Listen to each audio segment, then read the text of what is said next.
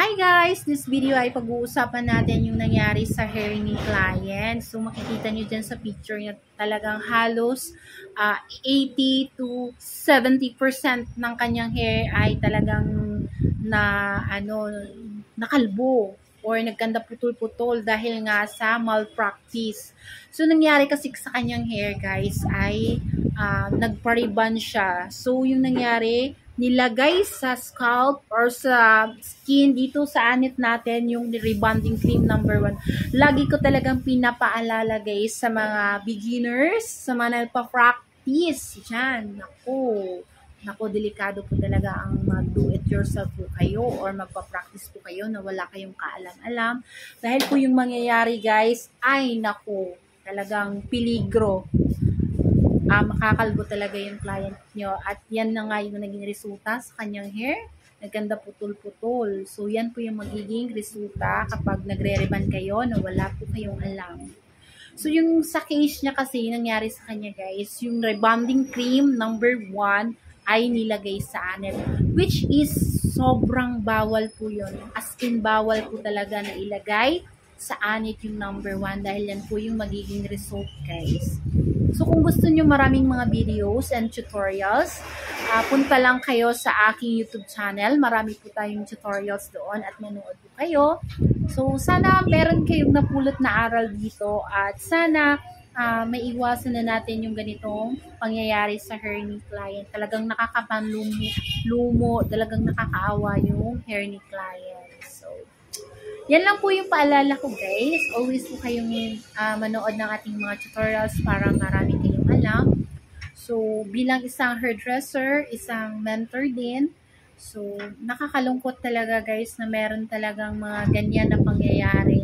Talagang hindi ka na makakalabas ng bahay na ganyan yung hair nyo guys.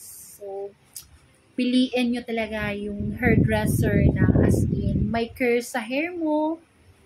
Tapos, marami siyang alam or experts. So, minsan nga yung mga experts ay nagkakamali din. So, yun nga. Talagang piliin nyo. Choose the best on your hair. Wag na wag kayong magdo-do it yourself. Or, kung gusto nyo, magpunta kayo sa salon na talagang yung kaya ayusin, yung napakalawak ng kanyang knowledge, kanyang ideas and mga techniques, dun kayo pumunta ng mga salon. Dahil, guys, dun nyo talaga makikita at malalaman yung mga resulta.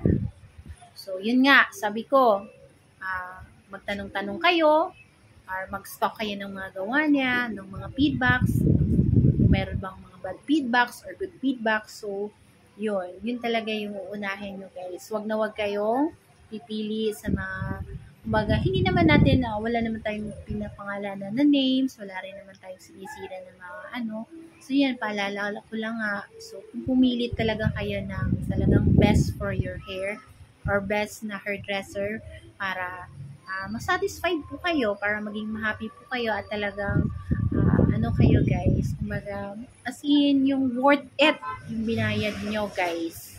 So, sa mga nagtitipid dyan, naku, talaga ito. Talaga to sa inyo, lesson learned talaga sa inyo ito guys, sa mga nagtitipid. So, yun nga, sabi ko, choose the best hairdresser or maybe you can PM me or you can ask me. So, handa akong tumulong sa'yo at talagang gagawin ko yung best ko at then i-guide and syempre mag-a-advise rin ako at magbibigay ng mga tips. So, yun nga. So, kung gusto nyo, so PM nyo lang po ako. So, okay guys, thank you for watching and bye-bye!